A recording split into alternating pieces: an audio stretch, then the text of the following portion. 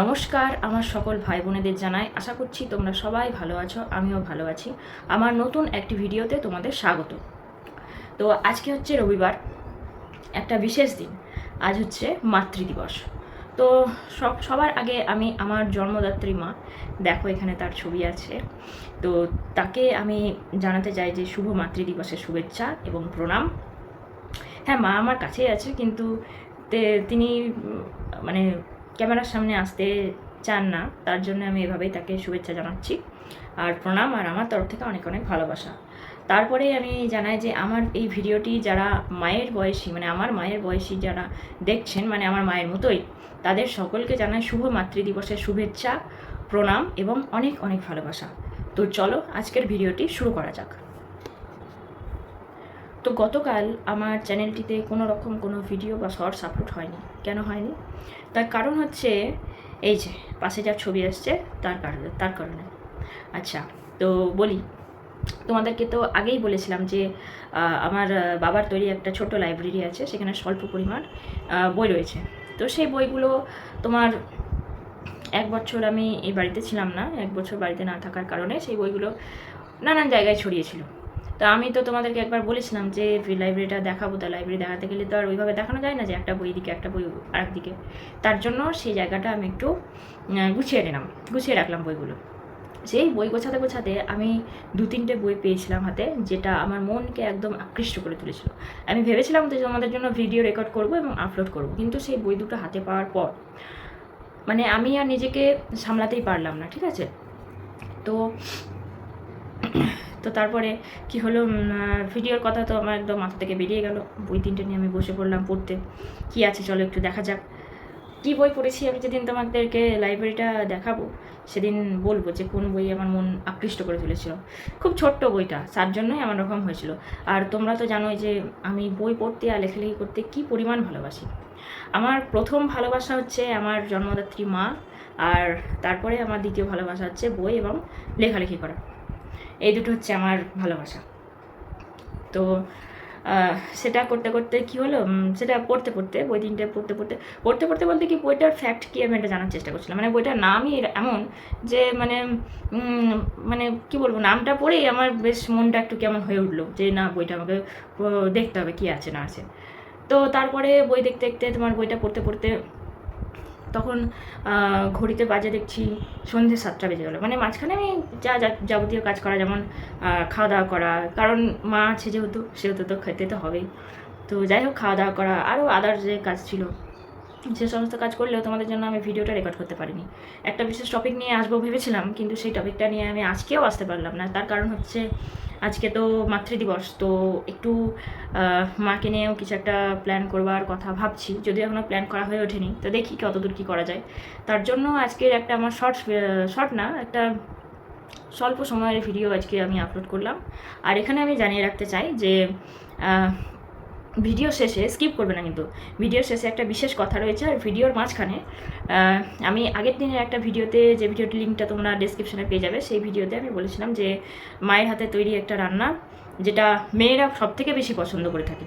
ছেলেরাও পছন্দ করে, বলছি না যে ছেলেরা পছন্দ করে না বা খায় না, খায়, অবশ্যই খায়, কিন্তু এই জিনিসটা এমনই একটা খাবার, যে খাবারটা মেয়েরা যদি একবার দেখে তাহলে কিন্তু নিজেদেরকে, এই যে যেমন আমি বই দেখলে আমি নিজেকে কন্ট্রোল করতে পারি না, ঠিক সেরকম ওরকম হয়।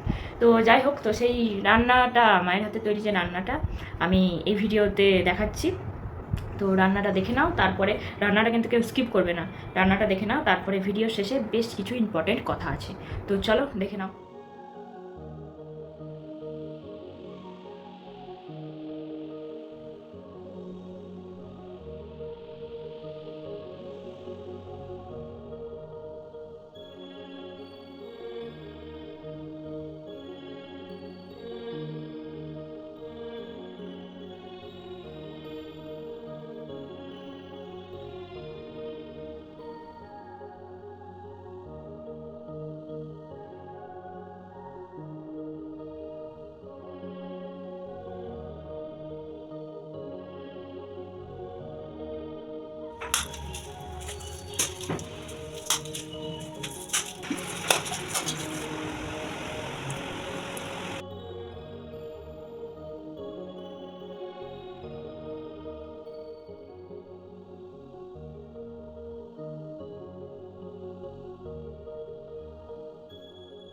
ওকে, তো তোমাদের রান্না দেখা কমপ্লিট।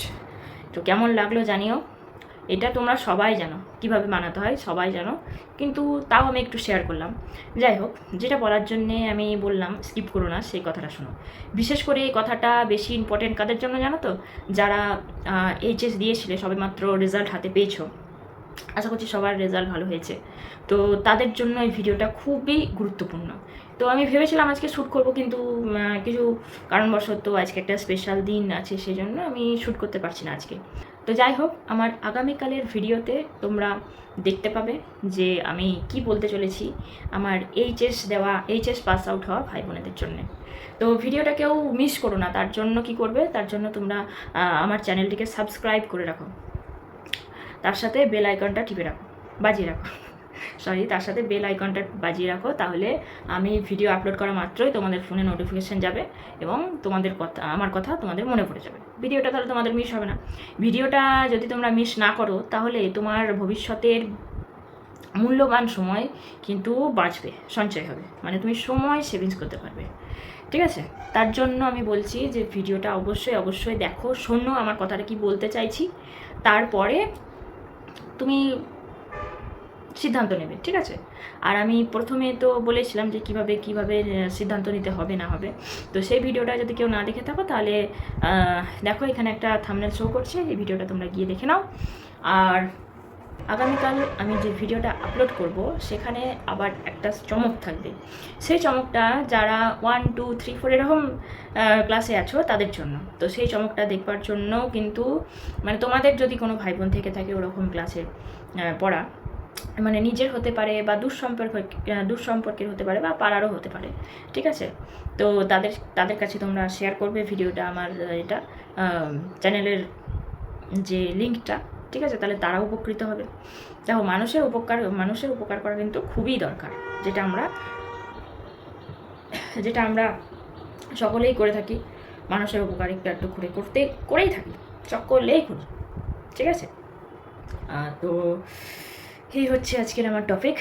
তো তোমরা সকলে ভালো থেকো, সুস্থ থেকো, সাবধানে থেকো, আর আমার আগামীকালের ভিডিওর জন্যে অপেক্ষা করো।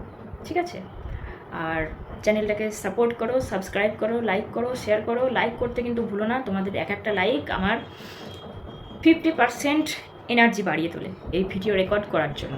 ঠিক আছে? তার জন্য বলছি লাইক করো। কিছু ডাউট বা কিছু জিজ্ঞাসা করার থাকলে, বা আমার সাথে যদি ডিরেক্ট কথা বলতে চাও, তাহলে তোমার জন্য আমি একটা মেল আইডি শেয়ার করছি, সেখানে তুমি আমাকে মেল করতে পারো। তো আজকের ভিডিও এতটাই। তোমরা সবাই ভালো থেকো, সুস্থ থেকো, বাই।